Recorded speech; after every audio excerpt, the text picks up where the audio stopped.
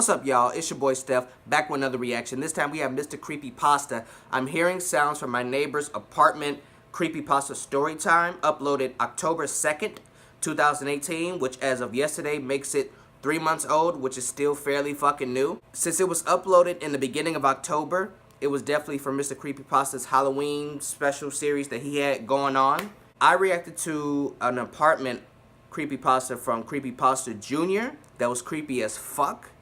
So I like these Creepypasta apartment-based and apartment horror stories that people be uploading. I fucks with them. So down in the description will be a link to Mr. Creepypasta's channel, a link to this original video, and also a link to that reaction I did to Creepypasta Jr.'s apartment Creepypasta that I did about a couple of weeks ago. One thing I will say before I start, I love how manic and unpredictable Mr. Creepypasta does these videos.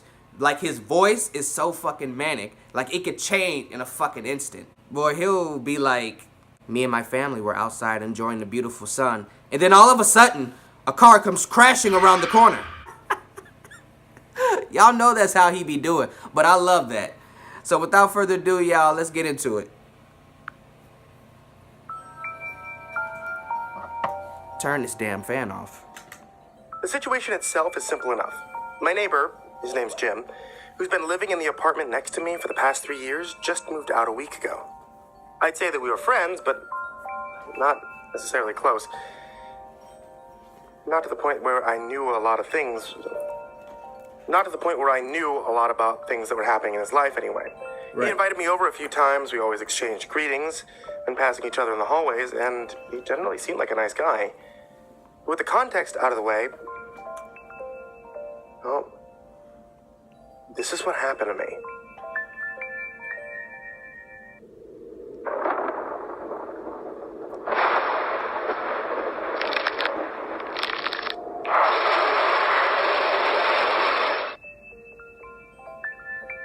I got back home from work one day around 5 p.m. Decided to get wasted on the couch before passing out, and that's exactly what I did. However, I was awoken around 11 p.m. to extremely loud music. At first, I thought that my alarm went off or something, but then I realized that I didn't even set one. Groggily, I looked around my living room, trying to figure out where the hell the noise was coming from. That's when I recognized that it was bleeding in from the walls to my former neighbor's place. Obviously, I was confused. I mean, I saw him leave. He packed up, we said our goodbyes, and I hadn't seen him since. And to my knowledge, there hadn't been a new tenant yet, so did he return? And if so, for what? Throw a damn party? He never seemed like the kind of guy that would do that. The only other feasible explanation was that a new guy had already moved in. It wasn't that impossible to believe. I'd been working long hours recently, so maybe I just never noticed. I tried to go back to sleep. But the music, laughing, and talking was so loud there was no way in hell that I could. I tried just waiting it out. I put on a movie, plugged in my headphones, hoped that they'd finished when the movie was done. I have to admit, I was rather infuriated when the film ended and the music was still as loud as ever. It was 1 a.m. at that point. I'm all for people having fun, but this was ridiculous. The music was unnecessarily loud, and the people were pretty much hollering at this point, to the extent where it was making my head throb. I walked out into the hallway and made my way to the door to the right of my neighborhood. I was thinking if they were all pissed enough, I'd feel less guilty about calling the landlord on them. I must have rung that doorbell for 5 minutes, but nobody came out. It was at that point when I decided to deal with the problem head on. I moved over to my neighbor's door and started pounding. After a few minutes of this, the music stopped. In fact, it was nearly dead silent. I say nearly because I could still make out faint whispers coming from the other side, almost as if these idiots were trying to make it seem like nobody was in there. But nobody ever opened up. What the hell's going on? I thought to myself. I yelled at them to keep it down and returned back to my own place. There it is. Feeling relieved that the obnoxious noise had finally ceased, I stumbled into my couch and I fell asleep instantly. But the peace barely lasted. What must have been around 5 minutes later, the music returned, and now even louder than before. However, this time, I realized something rather odd. I couldn't hear the voices anymore. I thought about it. Had I ever heard a voice? Or had it just been the music this whole time? Or the TV. But there was no way. I definitely had. They had been insanely loud before, after all. I got up, I put my ear to the wall, and all I could hear was the deafening music. There was nobody talking, nobody laughing, no glasses clinking, nothing. That wasn't even the strangest part, though. The music itself was weird. I could tell that it was like pop rap, the same kind of stuff that gets played on the radio a lot, but there was something terribly off about it. After a few focused minutes, I finally figured out what it was. The music must have been playing backwards. I mean, not only that, but it was also slightly distorted, as if the rapper's voice had been made deeper. At this point, I started to feel a bit unsettled. I finally decided to call my landlord. My phone had run out of battery while I was sleeping, so I plugged it into my computer and I waited for it to charge up. And as I did, I was missed with a bombardment of missed calls and texts from my landlord. This was roughly what the last text read. Look, if you're still in your apartment, then you need to get out of there right now. I had Mary knock on your door at around 7:30, but nobody answered. I guess that means you aren't home. If that's the case, then good. Don't come back until I figured everything out. I can't believe Jim never told you why he left so suddenly. Received at 7:53 p.m. I checked the time now. It was 1:35 a.m. If that was the last text he sent me, then that meant this fucked up situation wasn't yet resolved. My heart dropped, and I furiously replied to him asking what the hell was going on. I texted Jim as well. Right after I did, I grabbed my jacket and headed toward my door. However, I didn't leave instantly. My gut was telling me to check the peephole first, so that's what I did. Jim was standing right outside my door, staring at me with a deadly blank expression. He also wasn't moving at all. The music had gotten even louder at this point. I slowly stepped backwards from the door and sank back into my couch. Whatever the hell was standing outside my door, I wasn't willing to deal with it. I still tried to rationalize this. Maybe he was on drugs, but then... what was my landlord talking about? He still hadn't responded yet, and... what was the creepy-ass music coming from next door? You might get got. I decided to head out into the balcony for some fresh air. As I tried to calm myself, I looked down at the dizzying drop below. There's no way out of there. The music was still loud as hell out here.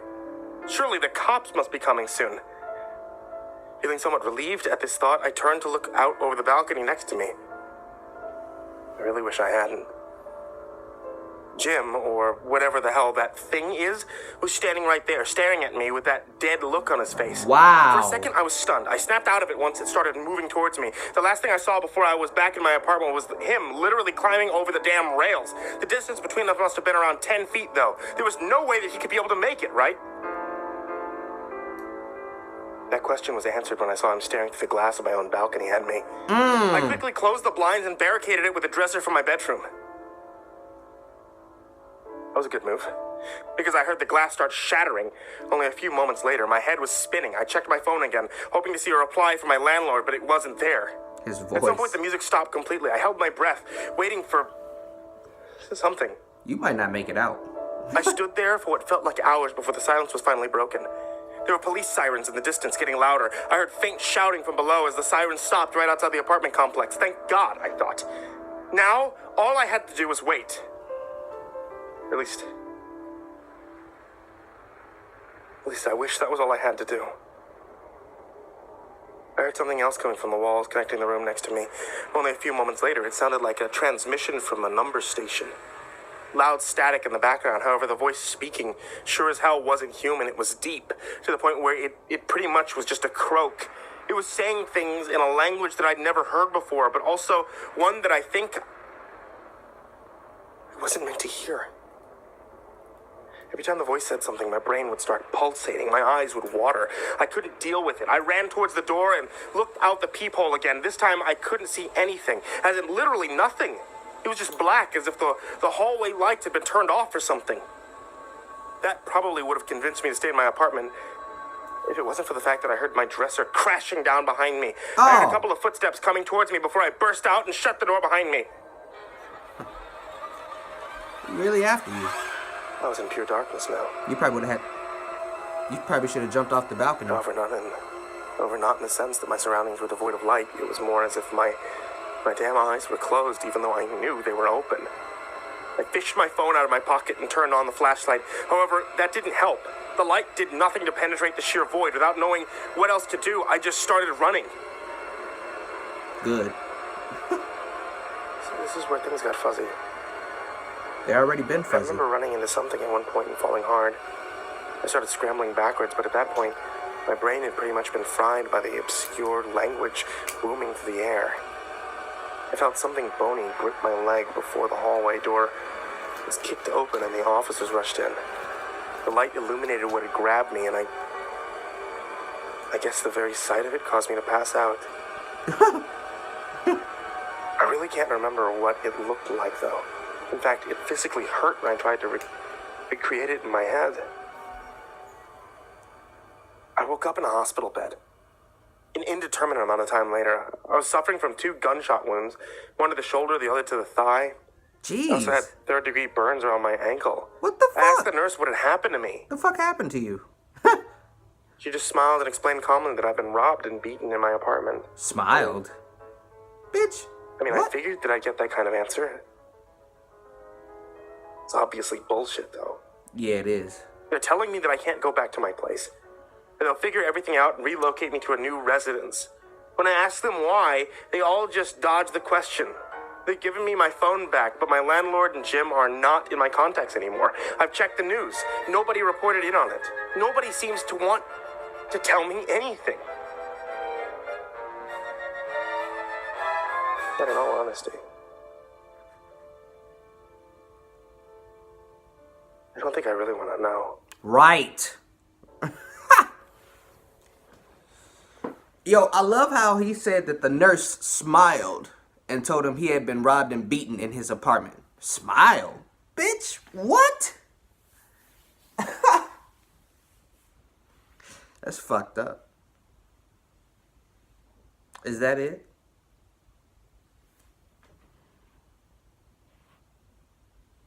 But no, so guess not.